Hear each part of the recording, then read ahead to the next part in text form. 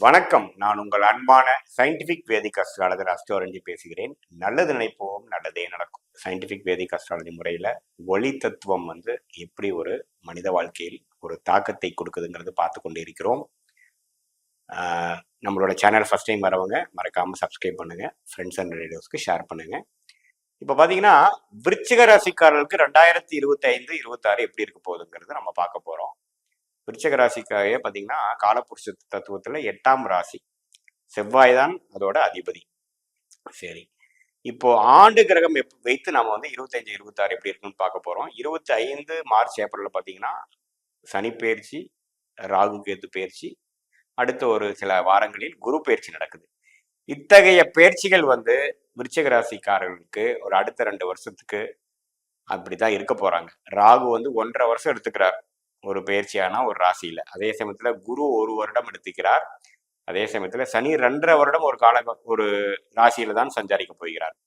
So தொடர்மா 25-26 எப்படி ஒரு தாக்கத்தை கொடுக்க போகுதுங்கிறது நம்ம பார்க்கும் பொழுது, விருச்சிக ராசிக்காரர்களுக்கு பார்த்தீங்கன்னா சனி 4ஆம் இடத்துல இருந்து அஷ்டாஷ்ட சனியாக இருந்து 5ஆம் இடத்துக்கு மாறுவது ஒரு நல்ல மாற்றம் தான். ஏன்னா தொழில்ல சில பிரச்சனைகள், நம்ம நினைத்த அளவுக்கு ஒரு பிராப்தங்கள் நிறைந்த ஒரு அமைப்பு இல்லாமல் சிறு சிறு தொந்தரவுகள், தடைகள் கொடுத்துட்டு இருப்பாரு 4ஆம் இடத்துல இருக்கக்கூடிய சனி. அப்புறம் 10ஆம் பார்வையா ராசியையும் பாக்குறாரு பாத்தீங்களா. ஸோ மைண்ட் கொஞ்சம் செட்டில் ஆகாத சில மன உளைச்சல்களும், சில விஷயங்கள் சரி இல்லையே அப்படிங்கிற ஒரு மன வருத்தமும் கொஞ்சம் கொடுக்கக்கூடிய அமைப்பு தான் 2.5 வருடமாக விருச்சிக ராசிக்காரருக்கு உண்டு. இப்ப சனியோட பார்வை ராசியிலிருந்து விலகுது. அது ஒரு அருமையான விஷயம். ஸோ அந்த ஒரு விஷயம் பார்த்தீங்கன்னா ஒரு உற்சாகப்படுத்துற மாதிரியும், ஒரு விருச்சிக ராசிக்காரர்கள் மாணவர்களா இருந்ததுன்னா அவங்க இன்னுமே கொஞ்சம் சுறுசுறுப்பாகிற மாதிரியும், ஒரு வேலையில இருக்கிறவங்களா இருந்தாங்கன்னா இன்னும் கொஞ்சம் உத்வேகமாக வேலை செய்வதும், சென்ஸ் ஆஃப் பர்பஸ் இருக்கிற மாதிரியும், அதே சமயத்துல தொழிலதிபர்களா இருக்கும் பொழுது பழைய பிரச்சனைகளும் பழைய தொந்தரவுகளும் இருந்து நீங்கி கொஞ்சம் உத்வேகமாக தொழில் அபிவிருத்தி செய்யக்கூடிய அமைப்புகளும் கொடுக்கதான் செய்கிறது. ஏன்னா 4ஆம் இடத்த சனி நீங்குவது ஒரு நல்ல அமைப்பு. அதே சமயத்துல குரு ராசியில் இருந்த குரு 8ஆம் இடத்துக்கு 2ஆம் வீடு என்று சொல்லப்படுகிற தனுசையே பார்க்கிறார். ஸோ 2ஆம் வீட்டுக்கு 2ஆம் வீட்டு அதிபதியை பார்ப்பது பார்த்தீங்கன்னா பண விஷயத்துல, நிதி விஷயத்துல அருமையான ஒரு விஷயம். மறைமுக இன்கம், கூட்டு தொழில் ஜெயிக்கக்கூடிய அமைப்பு. மாணவர்களுக்கு பார்த்தீங்கன்னா கொஞ்சம் இடம் விட்டு இடம் போய் படித்து அது மூலமாக நல்ல பலன் பெறக்கூடிய அமைப்பு.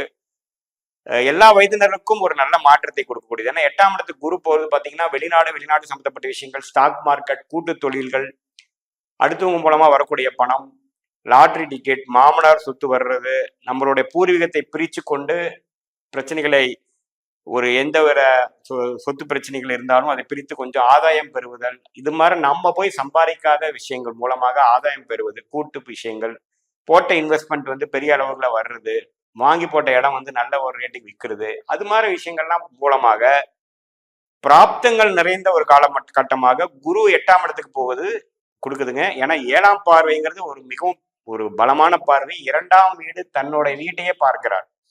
இது 12 வருஷத்துக்கு ஒருத்தருடைய அமைப்பு. அது 8ஆம் வீட்டுல இருந்து நடக்கும் பொழுது பண வசதிக்கு பிரச்சனை இல்லை, தொழில்ல மேன்மை, தொழில டெவலப்மெண்ட், ஸ்டெபிலிட்டி, ஆகாத சில விஷயங்கள் மாற்றி அமைச்சுப்பீங்க.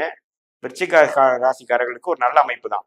அதே சமயத்துல 5ஆம் இடத்துல ராகு இருந்து 4ஆம் இடத்துக்கு வருகிறார் அப்படின்னா தாயார் உடல்நிலை கொஞ்சம் பார்க்கணும். ஆனா இதுல நல்ல விஷயம்னா குரு பார்வை இருக்கு. ஆனா பெரிய பெரிய பிரச்சனைகள் கொடுக்காது. இடம் விஷயத்துல சில வில்லங்கங்கள் நீங்கும். படிக்கிற மாணவர்களுக்கு சில டிஸ்ட்ராக்ஷன் அப்புறம் சரியாவாங்க. அது மாதிரி சில அமைப்புகள் கொடுக்குது. குறிப்பா ராகு திசை நடக்கிறப்ப இந்த பலாபலங்கள் அதிகமாக இருக்கும். அதனால சனி பார்த்தீங்கன்னா 5ஆம் இடத்துக்கு போறது அருமையான விஷயம். ராகு 4ஆம் இடத்துக்கு வந்தாலும் குருவின் பார்வை பெறுவது நல்ல விஷயம். குரு 8ஆம் இடத்துக்கு போய் தன் வீட்டை தன்னே பார்ப்பது, 12ஆம் வீட்டையும் 2ஆம் வீட்டையும் 4ஆம் வீட்டையும் பார்ப்பது நல்ல ஒரு பலாபலன்கள். ஸோ விருச்சிக ராசிக்காரர்களுக்கு இதுவரை 2023-24 கம்பேர் பண்ணும் பொழுது பண விஷயத்துல ஓகோன்னு இருக்கக்கூடிய அமைப்பு. அது மிகப்பெரிய ஒரு பாசிட்டிவ். ஒரு வெளிநாடு வெளிமாநிலம் போய் செய்யக்கூடிய ஒரு அமைப்பு, அங்க போய் நம்ம ஒரு ஜாப் ட்ரை பண்ணிட்டு இருக்கவங்களுக்கு ஃபர்ஸ்ட் மார்க் உடனே கிடைக்கக்கூடிய ஒரு பாசிட்டிவான ஆன்சர் இருக்கு. வெளிநாடு போறதுக்கு பாசிட்டிவான ஆன்சர் இருக்கு. இம்போர்ட் எக்ஸ்போர்ட் பண்றவங்களுக்கு பாசிட்டிவ் இருக்கு. கூட்டு தொழில் பண்றவங்களுக்கு ஒரு நல்ல அமைப்பு இருக்கு. ஸ்டாக் மார்க்கெட்ல இருக்கிறவங்களுக்கு ஒரு நல்ல ஒரு முன்னேற்றம் இருக்கு. ஸோ இதுதான் ஒரு பாசிட்டிவான விஷயமாக நம்ம விருச்சிக ராசிக்காரர்களுக்கு எடுத்துக்கணும். எது கொஞ்சம் கவனமா இருக்கணும் அப்படின்னு பாத்தீங்கன்னா, தாயார் உடல்நிலை, வீடு இடம் சம்மந்தப்பட்டது, உங்களுடைய உடல்நிலை விஷயங்கள் கொஞ்சம் பார்த்துக்கணும். நம்ம அலைச்சல்ல இருந்துட்டு நம்மள அப்படியே பார்க்காம விட்டுறக்கூடாது. அதே சமயத்துல மாணவர்கள் கொஞ்சம் கான்சென்ட்ரேஷன் கொஞ்சம் பார்த்துக்கணும். அதே சமயத்துல 5ஆம் இடத்துக்கு சனி போறதுனால குழந்தைகளுக்காக சில கவனங்கள் கொடுத்து அவங்களுக்கு வேணுங்கிற செலவுகள், அவங்களுக்காக படிக்கக்கூடிய விஷயத்துக்காக நம்ம செலவு பண்றது, அவங்களுக்கு கல்யாண காட்சிகள் போய் செய்து முடிக்கிறது, இது மாதிரிலாம் கொஞ்சம் ஜாதகருக்கு வந்து 5ஆம் வீடு என்று சொல்லப்படுகிற புத்திரஸ்தானத்துக்கு வருவதனால சில ஆக்டிவிட்டி, சில முயற்சிகள், சில